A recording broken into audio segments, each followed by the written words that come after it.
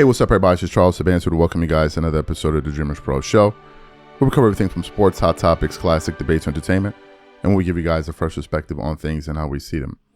Folks, Rich Paul has decided to step into the fray. Let's talk about it. So as you guys know, yesterday, ESPN and these guys lost their damn minds with Ryan Windhorst, Jay Williams, who looked like somebody, he looked like he was just like so distraught by what David Falk said and Stephen A. Smith. They went on the offensive, reacting to the comments that David Falk made. And they were like, oh, this is out of bounds, this is so we all discussed it. We did some shows about it. Hell, when the news first broke, we even did a live about it. But what I think a lot of people are not aware of is that Rich Paul responded to it. I think he went on the David Eisen show, if I'm not mistaken, to respond to these comments because they have to respond to them. These guys have to be swift. They cannot let 5 to 6 hours go by without challenging any kind of position that goes against their narratives. They get out quickly, man. These dudes, they don't waste time. So Rich Paul went to the David, I think Eisen show. I think so. Let me see. What show did he go to? Oh, Rich? No, hold on. Let me see. What show did he go to? He went to the Rich Eisen show. Sorry, the Rich Eisen show. To react to what David Falk said. And would you believe it?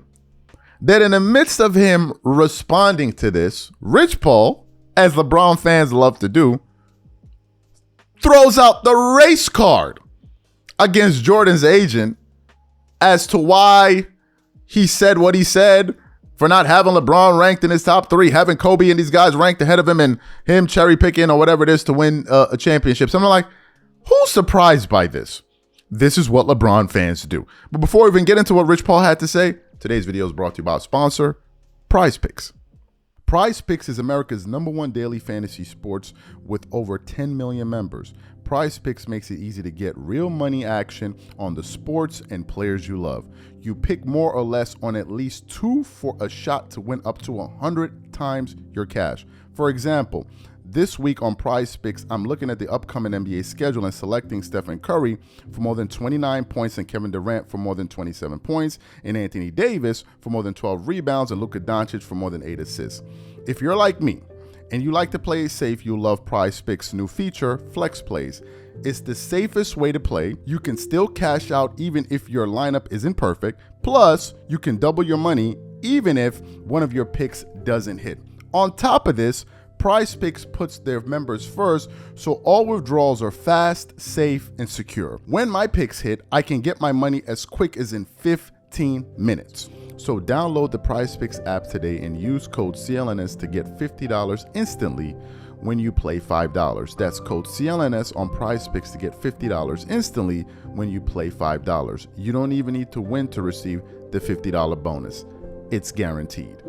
And remember, whenever you support this sponsor, you're supporting this channel. Thank you. Okay, so what we want to do is want to play exactly what Rich Paul had to say here. And then we're going to come back and react to his comments. Take a listen, folks.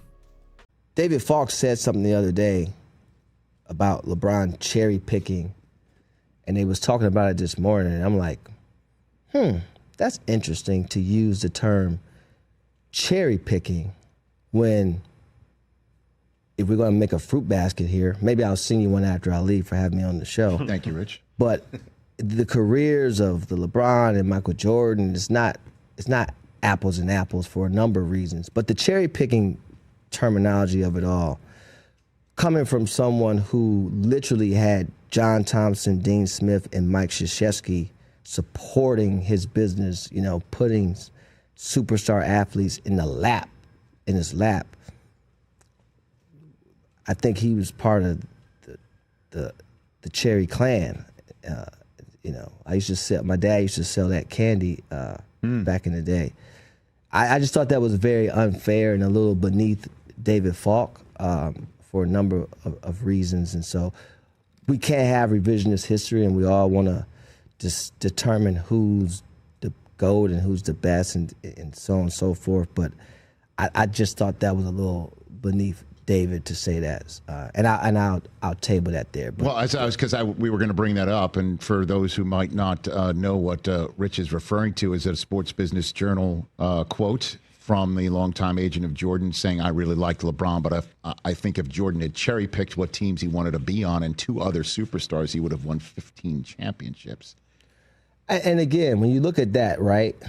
Again, the cherry pick. I've discussed that. The 2 other superstars, Michael never had to leave.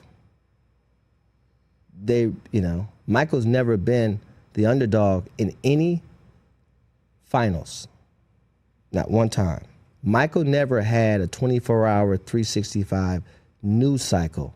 He never had shows built strictly to criticize him. People made millions of dollars criticizing LeBron James. That was their entire job.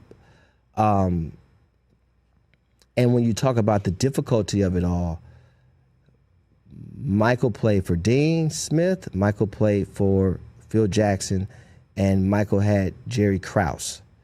I'm the biggest Michael Jordan fan ever. I love Michael Jordan. And I don't think Michael Jordan would have used the term cherry pick, so I'm not up here to discredit Michael Jordan. I think Michael Jordan transcended our game to a level that we all benefited from, right? And I'm more so focused on less about who's the GOAT and why I can't be at a dinner with those 2 guys having a great conversation, or why I can't put,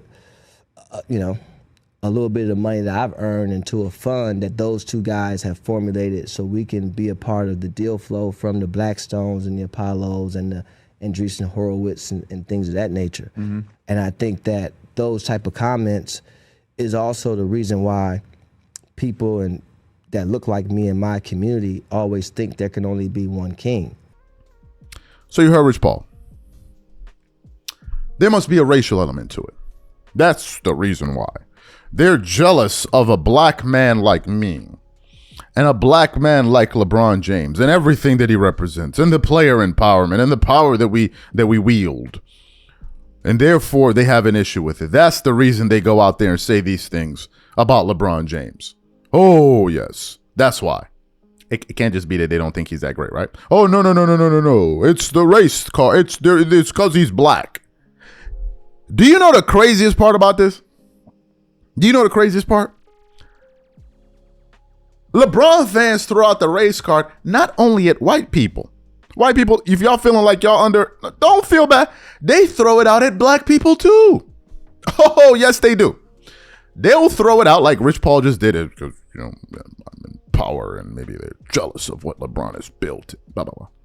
Then you have some black guys who then run around and start saying, well, man, why don't you support this black man? Why don't you support this black man? What do you have against? Imagine a LeBron fan using that language, talking to me. I'm like, bro, are you stupid? I'm black. What kind of stupidity are you playing here? Well, you're black man, and I'm black too. So why would you use this as if to say, if you don't support LeBron, you don't support black? They do shows about this. They do shows. You post something that's totally unrelated to LeBron. LeBron fans are running the comment. This is what you do, tearing down a black man like LeBron. You tear down a black man every day. And by the black man, they're talking about LeBron James. You know why? Because he's not the GOAT. Forgetting that all the other players that I hold in high regard are all black. Ah, damn. What do we do now? It's true. They try to throw the race card at you. But for Rich Paul to try to throw the race card here is laughable.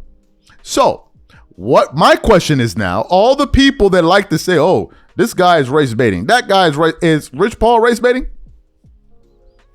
Y'all gonna call him out too? Y'all gonna call out Rich Paul for race baiting the way y'all call out everybody else for race baiting? Or he get a pass because you like him? Or you like the player that he represents? People are full of shit. Never forget that.